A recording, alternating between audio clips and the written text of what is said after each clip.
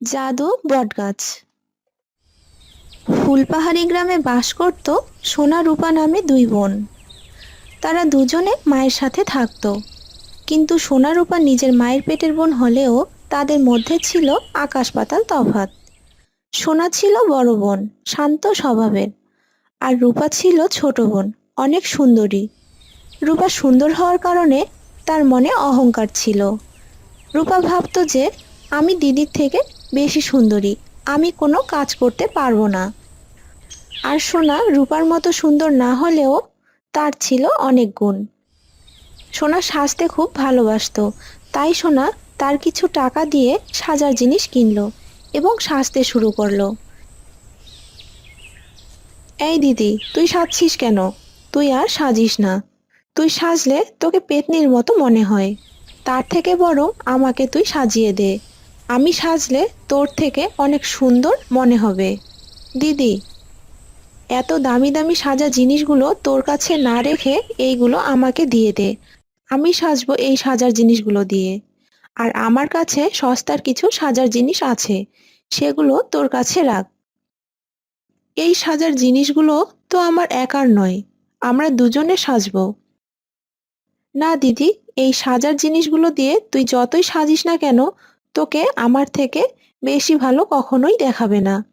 তাই তোর কাছে সস্তার জিনিসগুলোই রাখ। এই বলে রূপা সোনার সাজা জিনিসগুলো নিয়ে চলে গেল, কিন্তু সোনা রূপাকে কিছুই বলতে পারল না। একদিন তাদের গ্রামে মেলা হচ্ছিল। গ্রামে সবাই সেই মেলাতে বেড়াতে যায়। মা, আমরাও মেলাতে যাব। ঠিক আছে, তোমরা তাড়াতাড়ি তৈরি হয়ে নাও। এরপর সোনা রূপা ও তাদের মা মেলাতে যাওয়ার জন্য তৈরি। মা, দিদিও কি আমাদের সাথে মেলাতে যাবে? হ্যাঁ, আমরা তিনজনই যাব। না মা, যদি দিদি আমাদের সাথে যায় তবে আমি যাব না। কেন? সোনা আমাদের সাথে যাবে না তো কার সাথে যাবে? আর সোনা গেলেও তুই বা যাবি না কেন?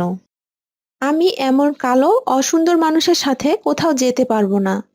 আমি যতটা সুন্দর, দিদি আমার থেকে ততটা সুন্দর নয়। আর তাই আমি দিদির সাথে কোথাও যেতে চাই না।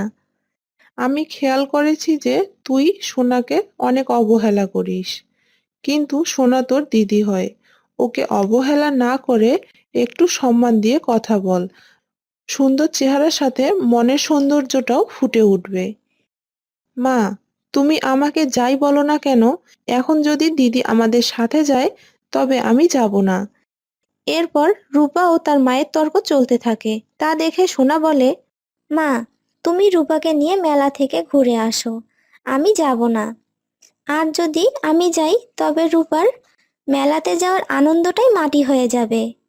তার থেকে বরং তুমি রূপাকে নিয়ে ঘুরে আসো। এরপর রূপা ও তার মা মেলাতে যায়। এই রকম অবহেলা রূপা সোনাকে করতে থাকে, কিন্তু সোনা মনে মনে কষ্ট পেলেও তা কখনো কাউকে বুঝতে দেয়নি। হাসি মুখে সব কষ্টগুলো আড়াল করে রাখতো।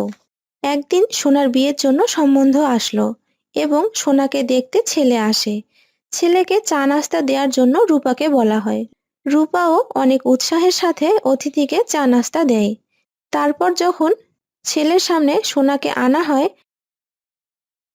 আপনি সোনা? হ্যাঁ, আমি সোনা। কিছু মনে করবেন না, যে আমাকে চা নাস্তা দিল উনি কে? ও আমার ছোট বোন রূপা। আমি ভেবেছিলাম যে উনি সোনা। আসলে ওনাকে আমার খুব পছন্দ হয়েছে। আমি ওনাকে বিয়ে করতে চাই। এই কথা শুনে সোনা, রূপা ও তাদের মা সকলেই অবাক। না বাবা, রূপা আমার ছোট মেয়ে। ওর এখনো বিয়ের বয়স হয়নি। আর আমার বড় মেয়ে সোনা। আমি বিয়ে দিলে সোনাকে বিয়ে দিতে চাই। আর আমি যদি বড় মেয়েকে ঘরে রেখে ছোট মেয়ের বিয়ে দেই তবে লোকে কি বলবে? দেখুন, আপনার দুই মেয়ের কাউকে ঘরে বসিয়ে রাখতে পারবেন না। আর বুদ্ধিমানের কাজ যে মেয়েকে পছন্দ করবে তাকে আগে বিয়ে দেয়াটা। এই বলে ছেলে চলে গেল। এরপর সোনা, রূপা এবং মা একসাথে বসে কথা বলছিল। আমি আমার বড় বা ছোট মেয়ে কারোর সাথেই ওই ছেলের বিয়ে দিব না। মা, তুমি এটা ঠিক করছো না। ছেলে তো ঠিকই বলেছে। যে মেয়েকে পছন্দ করবে তাকে আগে বিয়ে দিলে ক্ষতি কি? দিদি দেখতে সুন্দর না, এভাবে হয়তো আরো ছেলে আসবে আর আমাকেই পছন্দ করবে। তুমি বা কতদিন আমার বিয়েটা এভাবে আটকে রাখবে মা? দেখবে, আজ হোক বা কাল হোক, দিদির আগে আমারই বিয়ে হবে। তাই বলছি যে তুমি আমার বিয়েটাই আগে দিয়ে দাও। তোকে বিয়ে দিব কিভাবে? তোর তো এখনো বিয়ের বয়স হয়নি। আমার বয়স হয়নি তো কি হয়েছে মা? আজ হয়নি কাল হবে। আর মা, তুমি আমার কথাটা মিলিয়ে নিও, দিদির কোনোদিনই বিয়ে হবে না। এই রকম তর্ক রূপা ও তার মায়ের মধ্যে চলতে থাকে। তাদের থামানোর জন্য সোনা বলে, এই রূপা, তুই চুপ কর। মা যেটা করবে সেটা আমাদের দুজনের জন্যই ভালো হবে। আর তোর নিজের বিয়ের কথা বলতে লজ্জা করছে না? এই দিদি শোন, বিয়েটা তোর আগে আমারই হবে, সেটা আজ হোক বা কাল। কিন্তু সেটা এখন হলে ক্ষতি কি? বরং মায়েরই তো ঝামেলা কমবে। মা, রূপা কিন্তু ঠিকই বলেছে। রূপাকে আগে বিয়ে দিয়ে দাও, তাতে তোমার ঝামেলা একটু নয়, অনেকটাই কমবে। মা আর আমার কি ভালো করবে? মা তো তোরই আগে বিয়ে দিবে। তোর যা গায়ের রং, কোনো দিনই বিয়ে হবে না তোর। শুধু শুধু আমার বিয়েটাই পিছিয়ে যাবে। এভাবে যত ছেলে সোনাকে দেখতে আসে সবাই রূপাকেই পছন্দ করে বিয়ের জন্য। কিন্তু যত দিন যাচ্ছিল সকলের সাথে সোনার মাও সোনাকে অবহেলা করতে শুরু করে। সোনা সেটা বুঝতে পারে এবং মনে মনে কষ্ট পায়। সে ভাবে যে রূপা তো আমারই ছোট বোন, আমার জন্যই মা রূপার বিয়েটা দিতে পারছে না। আমি যদি না থাকতাম তবে রূপার বিয়েটা দিতে পারতো। এই ভেবে সোনা একদিন সন্ধ্যায় বাড়ি ছেড়ে বেরিয়ে পড়ল। সোনা যেতে যেতে একটি বিশাল জঙ্গলে চলে গেল। জঙ্গলে গিয়ে একটি বটগাছের নিচে দাঁড়ালো এবং কান্না করতে শুরু করলো।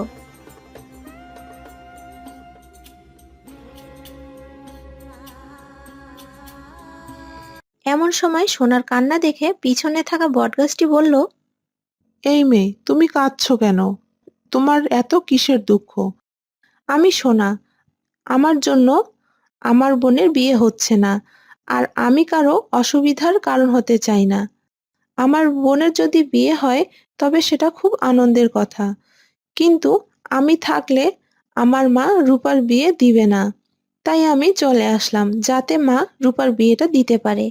এবার বটগাছ সব কথা শুনে সোনাকে বলল, তুমি আর কেঁদো না। আমি তোমাকে এক জায়গাতে পাঠাতে চাই।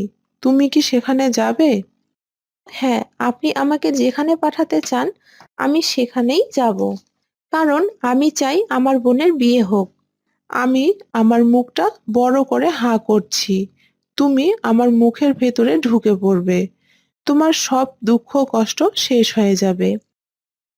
তখন সোনা বুঝতে পারে যে এই বটগাছটি সাধারণ কোনো বটগাছ নয়, এই বটগাছটি জাদু বটগাছ।